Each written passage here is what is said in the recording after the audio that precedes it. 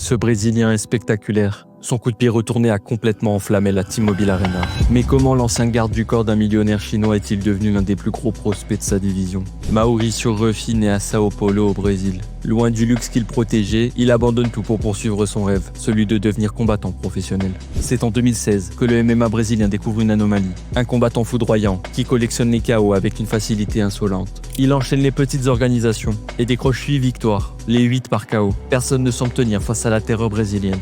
C'est grâce à cette foudre qu'il est appelé au Dana White Contender Series, l'incubateur de l'UFC. Il affronte alors Raymond Magomedaliev, et c'est après un combat qui semblait perdu qu'il s'impose par TKO au 3e round. Cette victoire lui ouvre les portes de l'UFC, à l'âge de 27 ans. Et c'est là que le carnage commence. Dès son premier combat, il affronte Jamie Mullarkey. Il ne lui laisse aucune chance, et l'achève par TKO dès le premier round.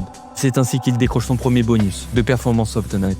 Il enchaîne contre James Yontop, et gagne pour la première fois sur une décision unanime. Mais son agressivité laisse une marque indélébile. Puis vient l'UFC 313 face à Bobby Green. Ruffy réalise l'un des KO les plus effrayants de l'année. Un coup de pied retourné chirurgical qui le propulse sous les projecteurs et lui vaut un deuxième bonus de Performance of the Night.